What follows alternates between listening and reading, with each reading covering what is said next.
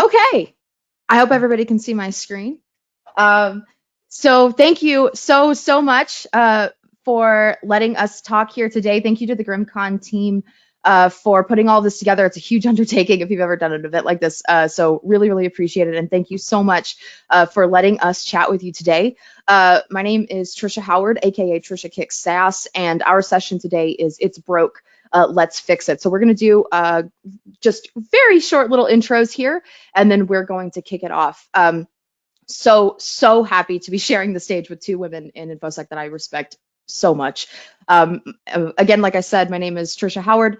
I am the content marketing manager at Guardicore, and I have a very non-traditional path into security, so I'm really excited to talk about this today. And I am Stephanie. I am a level 2 security analyst at Duo for Cisco. And I'm also excited. This is my first keynote, so hopefully you all don't run screaming. I'm Casey. You can find me on Twitter at Varchar, and I'm a cybersecurity engineer. Really excited for what we have in store today, so I hope you guys enjoy it. Awesome. So we all know the saying, I'm pretty sure. If it ain't broke, don't fix it. And it makes sense. It's a trope, right? For a reason. We do tend to over-engineer things. Just in case you were wondering, it isn't always necessary. Sorry. But the problem with this is that we've been taking this same approach of if it ain't broke, don't fix it to the cultural problem in InfoSec. And newsflash, it is broken, like a lot.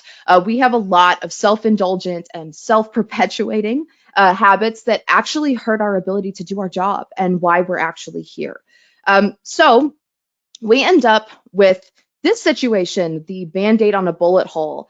And the problem with that is that we're treating the symptom, we're not treating the problem. And the problem is that we have a cultural issue at the cornerstone of InfoSec. We're supposed to be creating solutions, and what we end up doing is creating more problems instead by trying to put Band-Aids on it. So we know what the problem is, but we need to examine the why and how to fix it. And that's kind of what we wanted to talk to today. So we need to start by remembering what we actually do here. So I got to be honest with you, when I first got into security, I actually really wanted to be a CISO. I thought this is just such a cool job. Like, oh my goodness, the things that they do, the impact that they have, like, wow, what an awesome job. And I got to be honest, the older that I get, and the more CISOs that I meet, the further away from that I get, because it is such a tough industry. It's such a tough job. And I'm InfoSec adjacent in marketing, and I still feel it. So why do we do what we do, right? We have to remember that. And the reason is we do it for people, right? We do it to make people safer online. We do it to secure people. We don't do it to gatekeep, or rather, we shouldn't be doing it to gatekeep. So it's hard enough to get people into the industry because of the type of high stress and mentality that goes along with it. And when you add a toxic environment on top of that, no wonder we can't get people to stay, right? So we need to look at people with diverse and non-technical backgrounds, for instance, which will be talked about much more later. But it can be super easy to forget why we do what we do. And it's a really good reminder. Having a sticky note, for instance, of somebody who's non-technical, a friend, family member, and having like their name like on your desk. This is why you're doing what you're doing, right? Yes, of course, the tech is cool. Yeah, we all love the technology, but we do this for the people, and we really need to remember that is true. But first, we have to acknowledge what we're dealing with right now as it exists. We have a lot of problematic activities or behaviors in our industry that kind of get in the way of accomplishing what Tricia was talking about.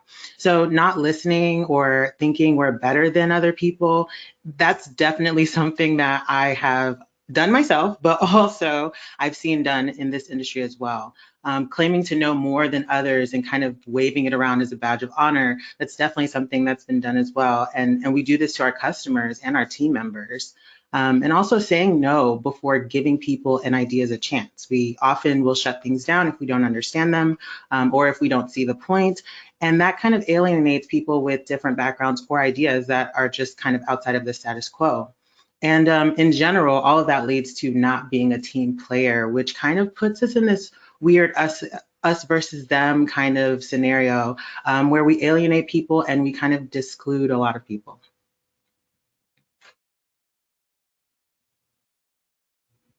So what do we end up getting? We're here in the industry to create and develop solutions to solve problems that we see and that we want to be a part of the solution for. What we end up with as a result of everything that Steph and Tricia have talked about is an industry where we're working with a huge gap of people, and we need more help, and we need more people to join the industry. We need more diversity of thought, and you guys hear it all the time. We all hear it all the time, but we truly need it because we've all seen the applications and solutions and capabilities that come out, and within hours, we see from the community the people who can't use them because there were gaps in how we went about creating the solutions. Further, we end up with solutions that don't actually solve the problems that we're trying to solve. So we don't pay attention to the specific problem enough and learn it and understand the users and the people who are going to be impacted by it enough to create a solution that's really what we want.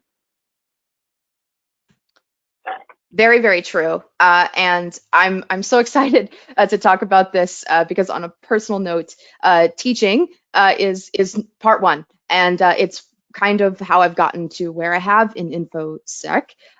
So one of the things we need to be doing is we need to be teaching to educate and inspire, not to feed our own egos. Like Casey mentioned, we end up with these solutions that don't actually solve the problem, and it's because we're not teaching to educate and inspire people. We're teaching to make ourselves feel better. So for those of you who don't know me, my degree is actually in the theater arts, and I fell into security completely on accident.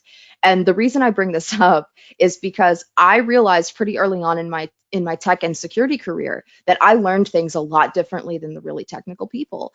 And I became to embrace that. And instead of looking as like less than, I was able to take something super high level concepts and be able to bring them to more of the non-technical people because that's how I learned, right? Now I'm a very big like self-study person. I also really like to get my hands dirty, so to speak, which is probably why almost every single picture of me from college, I'm like covered in paint from working in the scene shop. But it really became clear whenever I started coaching a team. So we talk a lot about different learning styles, but that means we need different teaching styles as well. And sorry, I'm losing my horn here. So we need to be not only addressing the different teaching styles, we need to be making them more available to people. I got into a discussion on Twitter with a mutual the other day talking about content creation, which of course is what I do. So I was like really, I was a little biased here. But the question was posed, okay, every time I go to like make a video or make a blog or something, I think, well, somebody's probably already done it before me. So what's the point of me doing it? And my answer then is my answer now. If you have not created it, it doesn't exist yet. Even if it's a topic that somebody else has talked about a million times, you are the only person who has your unique experiences. And that unique experience might reach somebody that wouldn't normally understand or wouldn't normally even be aware of this. So when we talk about teaching, it's not just teaching internally. It's not just, knowledge sharing externally either. It's about hiring. It's about really cultivating a team. And that's where we get the inspiration part of this. So again, people have different learning styles, and that's not just okay. It should be embraced and endorsed, which comes down to communication. So as an artist, my job, my entire life has been to communicate, whether it's been either literally verbally saying lines or communicating a change of day within a lighting design or painting something to communicate a feeling or thought. That's what artists do. And this is another good example of why we need to be having people from different backgrounds come into technology because we traditionally as InfoSec are not super great at communicating outside of each other. We're great at talking to each other. We love our jargon and acronyms, don't we? But that doesn't like resonate to somebody who doesn't live and breathe this every day. So bringing in other people who have different backgrounds, and I say it all the time. The techies speak in ones and zeros, and I speak in unicorns. And that's critical. If you've ever been on the pre-sale side in any way, shape, or form, whether it literally be sales or sales engineering, you've probably had conversations with customers that have said, hey, can you come and talk to my board, or can you come and talk to my C-levels, because they're not understanding why I need this. And that's why we need other people in the room, right? The technical skills are awesome, but they are not the be all end all. If you can't communicate what your product does effectively, you're not going to sell anything, which means you don't make money, which means you're out of a job, right? If you can't communicate why you need a certain tool to make your job easier, to make your organization more secure, then you're going to continue suffering on without it. And this also moves into hiring as well. There's like this whole meme, right, about how the hiring managers don't know how to post InfoSec roles. That's on us. That's on us. We can't communicate what we need, and we can't communicate what's realistic. And realism is a huge form of effective communication that I think we could be doing a lot better at, because in the industry itself, we expect only unicorns in a field of humans and then get upset when they're human. So communication is really big, which drops in to the next point. It's time to drop some E. It's time to roll with some empathy. One of the things I love about InfoSec Twitter is that the community is, while it has its issues, of course, genuinely has some amazingly empathetic people. Security, I said it before, it's a rough profession, right? It's brutal on the mental health. It's brutal with burnout. And we are hard on ourselves because of it, and other people. And we really need to be bringing in that empathetic level whenever we are talking about our coworkers and hiring and everything else. In the spirit of being open and all that. This is something I've actually struggled with quite a bit. If you don't know anything about the Enneagram, I'm an Enneagram 3. The Enneagram is basically like a more personal version of the Myers-Briggs, but the 3 is a workaholic who is feelings repressed and only cares about what they perceive success to be. And the reason I bring this up is because for a long time in my career, it was really hard for me to understand where other people were coming from, because I perceived that they had a lower work ethic than me, or that they were lazy or something like that, and thus reacted that way. And when I finally realized and got some other people around me that I'm very fortunate to have around me who think so differently than me and react to things so differently than me, I was able to bring that empathy into not only my job, but my personal life. It made me a better friend. It made me a better employee, and it made me better at my job. Because when we are not empathetic, we are super narrow-minded, and narrow-mindedness does not work well in tech or security. It's completely antithetical to innovation, which is what we have to do all the time. So imagine if you were a physical pen tester and all you did was try and get in the front door every single time. You're probably not going to be as successful as somebody who thinks to go into the window, right? So we need to be bringing this empathy level because it will not only make you a better person, but you're missing a huge part of your job and your market if you're not being empathetic, because you're only communicating to those who think like you.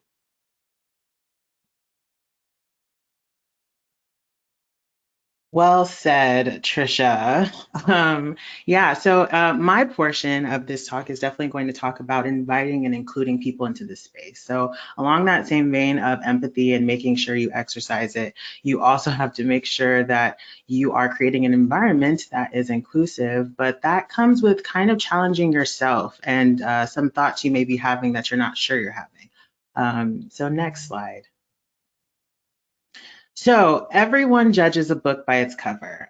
When I was younger, I tended to go for books with really interesting covers, with dragons, or like some pretty girl on there, or like some girl that looked like me, or whatever had you. There had to be something eye-catching, and that's the book that I would read. And I was a heavy reader when I was younger.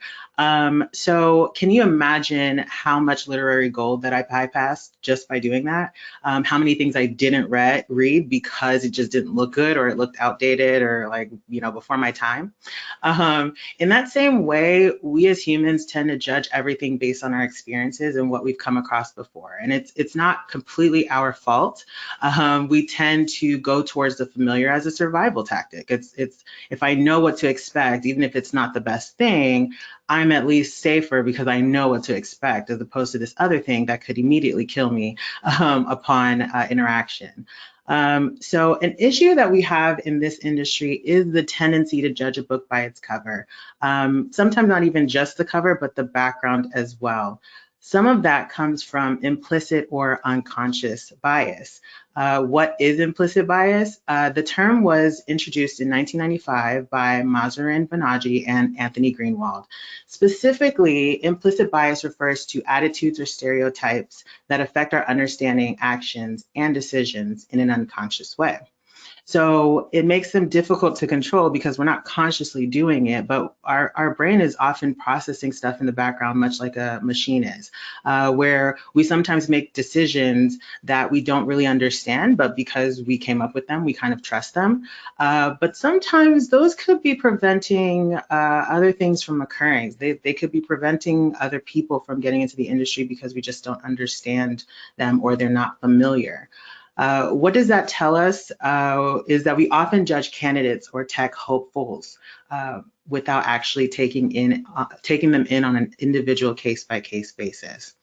95% of brain activity is unconscious, which means when we're on autopilot, we're being controlled by whatever preconceived notions our brains have processed. Most of our choices are impulsive, emotional, take little to no effort, just like the graphic kind of shows, and are just gut reactions, like I said, that come from thoughts we haven't questioned or examined in a long, long, long time. Sometimes we hold beliefs that we've held since we were kids, and we just kind of stick with it because we haven't really challenged them ourselves, or an experience hasn't challenged them. Next slide, please. Along that same line, oh, go back a slide. Along that same line, we tend to choose what is familiar, which goes along with what I said about survival instinct. Think about it this way. The familiar is something we've seen before, predictable, easy, simple.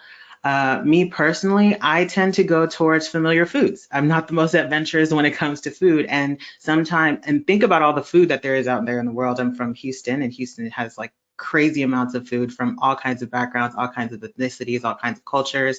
And there's a lot of things that I wouldn't have tried if somebody hadn't exposed me to them. So even on that very basic level, thinking about just what we're missing by not considering something that's outside of our comfort zone. In that same way, during the interviewing and hiring process, sometimes you can stick to the stats that you're used to, like a higher GPA, or coming from certain schools, or even coming from certain high schools, or some sort of sports background, or some sort of popular university. Like, I think there are lots of reasons why people pick what's safe. They pick what seems to be the safest choice, but then you end up missing out on folks that are a lot more suited for the position, or could add a perspective that you just never knew about. So when you reject the unfamiliar or the unknown, you're not necessarily going with the best choice. You're just going with the choice that you understand. And our understanding, if you are in security, is very limited. You learn new things every day that change the way that you operate as a security professional. In that same vein, you should be very concerned about making sure that your teams are equipped to handle different scenarios that might come your way that you're not familiar with. Also, how many times have you stayed in a toxic work environment because you're afraid of the unknown? Or how many times did you renew with a problematic security vendor because you didn't want to deal with the unknown?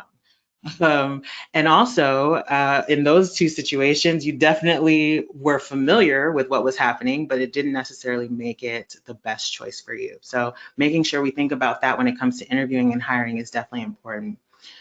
When I first joined the industry, I was truly excited, just kind of like what Tricia talked about earlier. I was really excited, and all I wanted to do was sit at the feet of Linux masters and learn my little heart out. And it was immediately apparent that I wasn't nerdy enough or manly enough to fit in. I had to literally prove my worth every single day.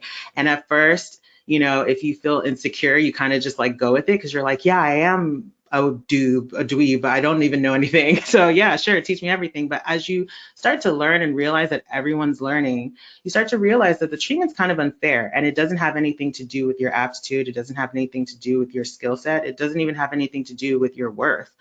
Um, so when I went through that, I just felt kind of insecure about where I stood when it came to this, and that affected my work ethic, which people kind of said, "Oh, you're not passionate enough now. You're because we've kind of made you feel alienated because you're not nerdy enough.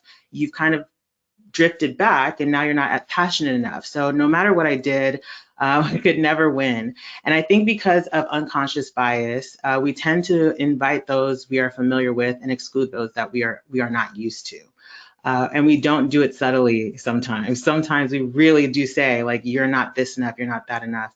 And in this graphic, I definitely used a quote from Steve Jobs that has been shoved down my throat. I'm pretty sure it's been shoved down a lot of people's throat. There are so many graphics of this quote on Google.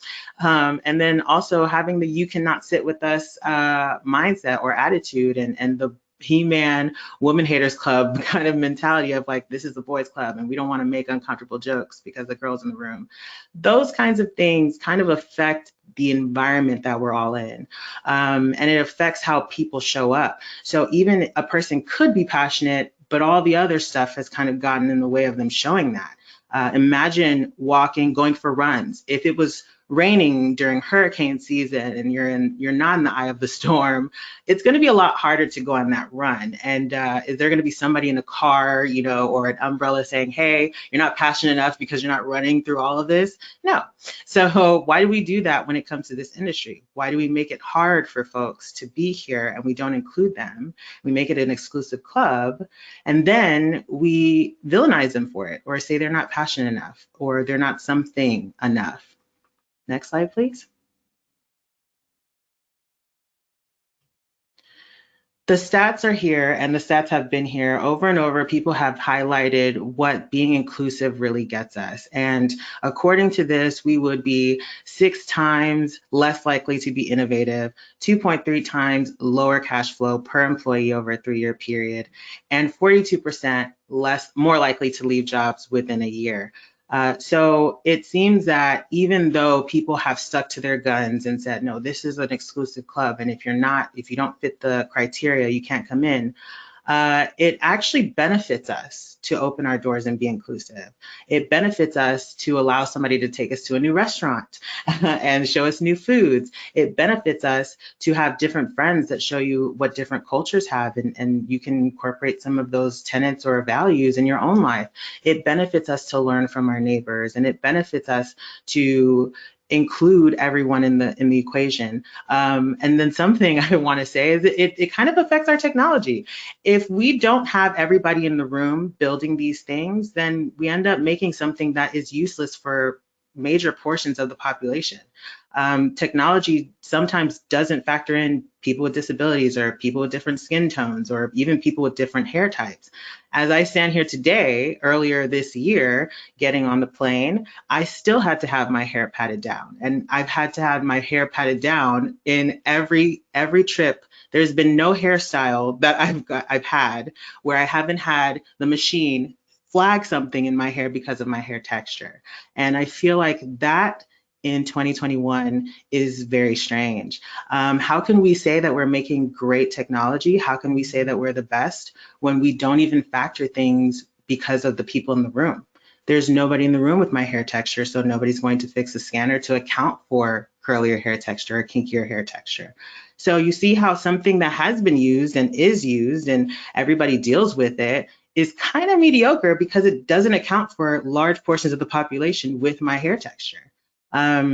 So when we're inclusive, if we want to take away all the fluffy stuff and just focus on this, we can just say that, yeah, it's useful to be able to have an inclusive culture because it makes our technology greater. And then also makes people want to stay, and it's good for business. Next slide, please. With that being said, let's try to be more inclusive. Get in, losers, we're changing the industry.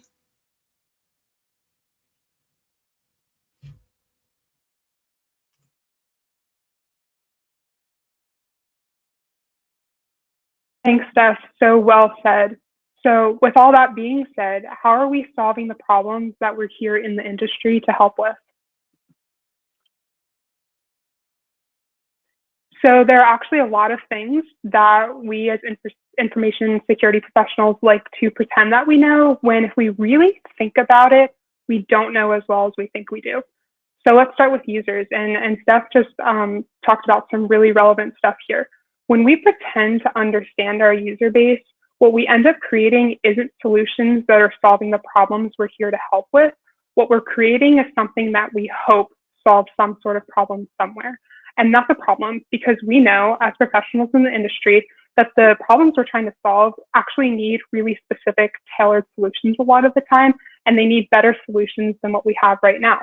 We need to understand our users if we're going to understand what we're trying to solve. We're not here to build things that don't have an impact or a purpose. We're here to help make the industry better and make the world better, because if we don't do it, no one else is going to do it. We're here to make stuff more secure. So we need to pay attention to what our users need. And this means having testers beyond just the people building our product on our team, and having testers that do include all sorts of types of people with backgrounds and skin types and everything that it may be, such that when we put out a solution, we're not suddenly missing major portions of the population. That's the problem. Risk. Some of us like talking about risk, some of us not so much. It often comes through numbers that we throw around, often to leadership. We might say, hey, here's what our risk level is right now. And if you give us the money to buy these tools and to implement this and that, we can lower it to this number. And there are a couple problems when we do that. The first one is that we know that these numbers are essentially arbitrary. They really don't mean anything.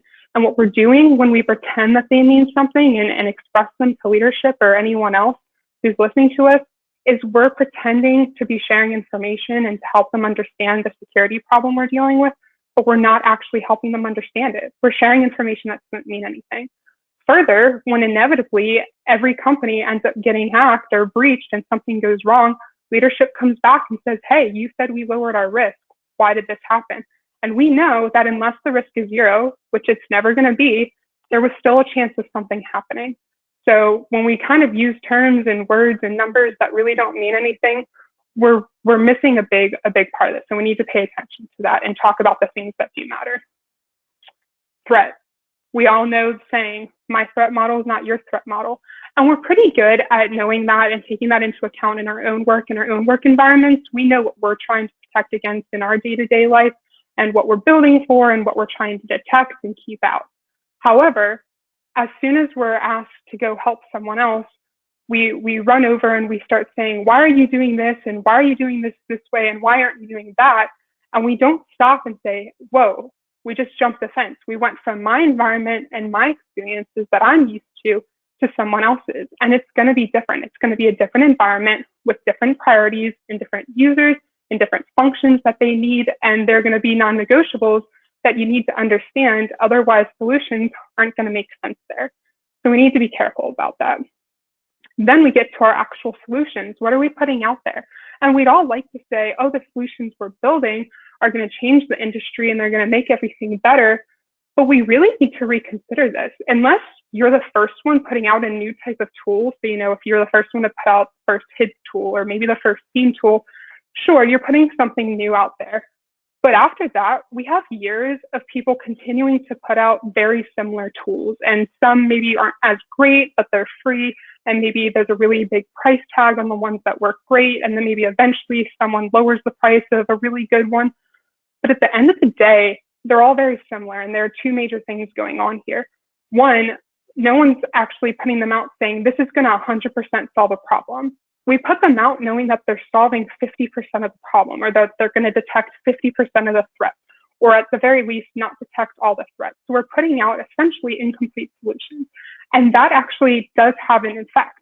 Everyone who's going to buy and then implement our solutions has to then go do trade studies and figure out which one's worth buying. So when we just put out solutions to put out solutions, we're making it more difficult for the people who need to choose and implement them to choose and implement solutions. And we're making that process take longer. So we do need to pay attention to that. And lastly, is the security that we're implementing, is it usable? So for users, we talk about people who are going to be directly working with whatever we're changing and whatever we're implementing. We need to make sure that it actually works for them. At the end of the day, things exist to serve a purpose. They don't exist to be secure. So if all we're doing is adding security, but making it impossible for functions to do their job and to work in the timely manner they need to, and to provide users with the functions that they need to, then we're just being a hindrance. That's not a security solution. That's a problem. And we need to pay attention to that. And we need to make sure that whatever solutions we put out are not just hindrances.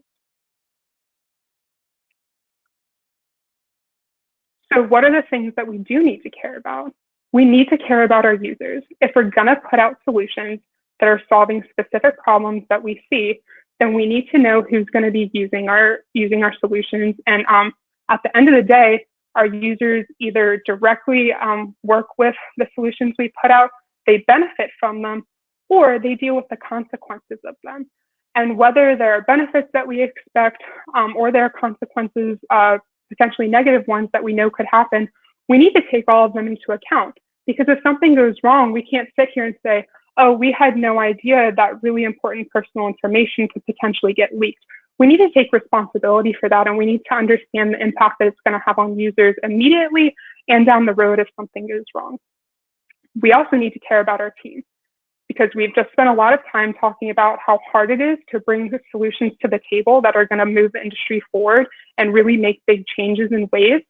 And if with our teams, we're not providing environments where they can really do their best and bring their best ideas to the table, we're hindering the ability even further of us as an industry to create those new solutions. So we need to pay attention to how hard we're working our people. How are we caring about them? How are we making sure that they're taking breaks and that they come back to the office or to work ready to take on the day and to have new good ideas? We need to support them, and we also need to make sure we're listening to their ideas. We simply don't have time to be ignoring ideas of these amazing people in the industry who are coming and offering us new thoughts and ways of trying to solve problems. And frankly, when we don't do that, we're pushing those people away. They're going to leave the industry, they're going to leave the company, they're going to leave your team, and we're going to be left having an even harder time solving the problems we're trying to solve. And lastly, the business. The people who are giving us the money that we need and the time and the space to implement the solutions that we know are going to help, we need to have good relationships with them. And this gets back into what we were talking about with risk. It can't just be high-level conversations that don't mean anything. Depending on the audience, we need to say actual information about how security works and what we need in order to build that relationship with them. If we don't do that, we're going to be left in a situation where there's just not trust, and as a result, there aren't resources allocated, and further, there aren't security solutions implemented that we know that we need. So we need to work at this together. Now, if you noticed, none of the solutions that I just said and things that we need to focus on were technical. I didn't tell you what programming languages to use. I didn't tell you what tools to choose or how to run your SOC or what processes you need to implement. They're all people. They're people that we're either building the solutions with or the people that are going to be using our solutions.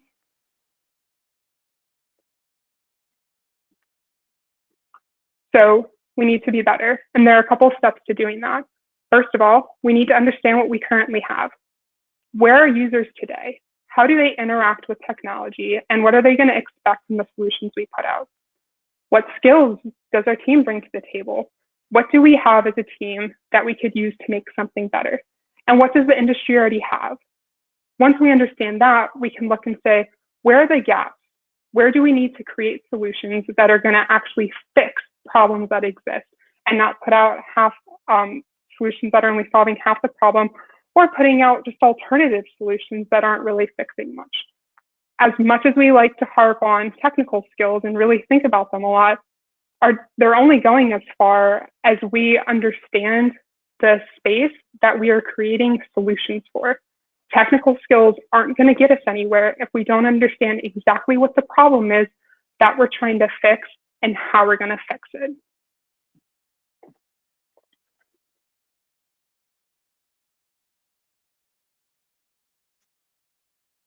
Okay.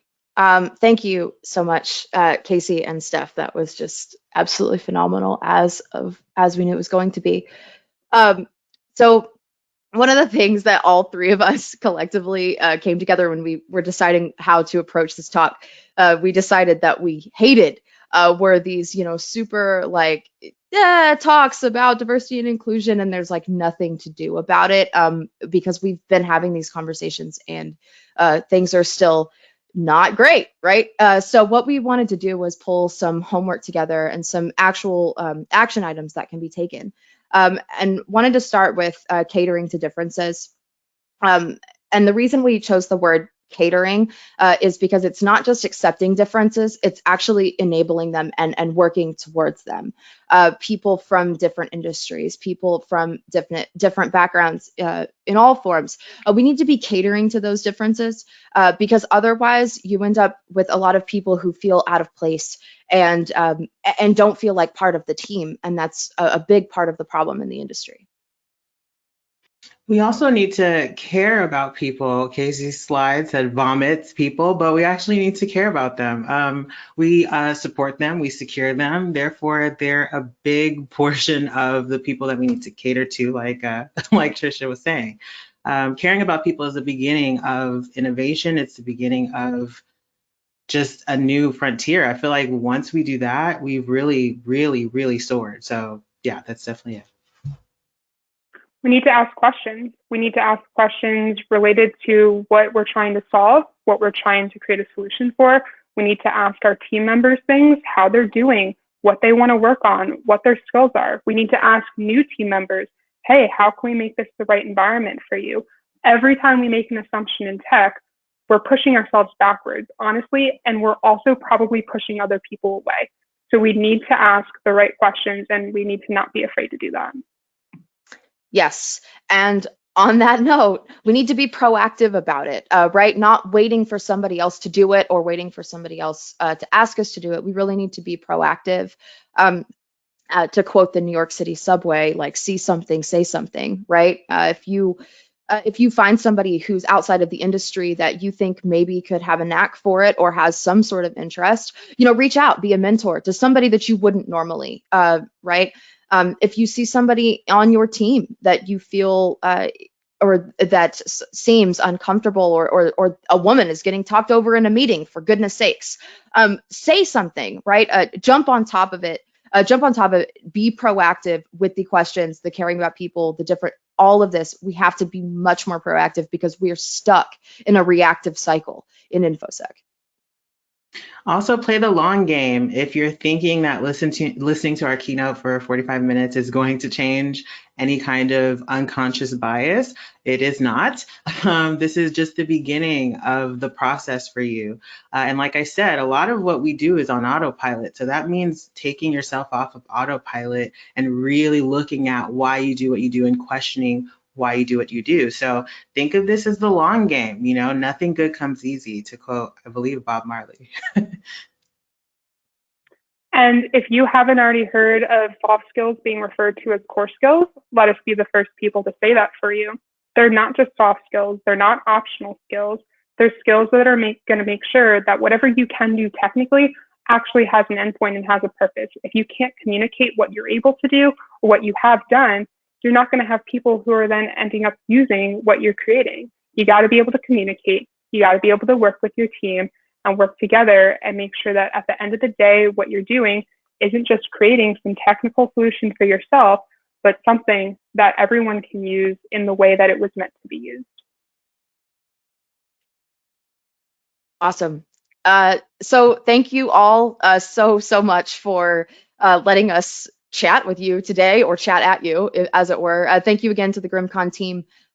This was a genuine honor for all of us, and we will be available on Discord for questions if you have any.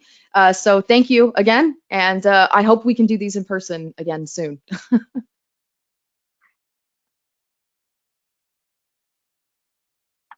Awesome. Thank you so much. I just wanted to give you the clap since I know that it's hard to present to what is essentially your empty living room.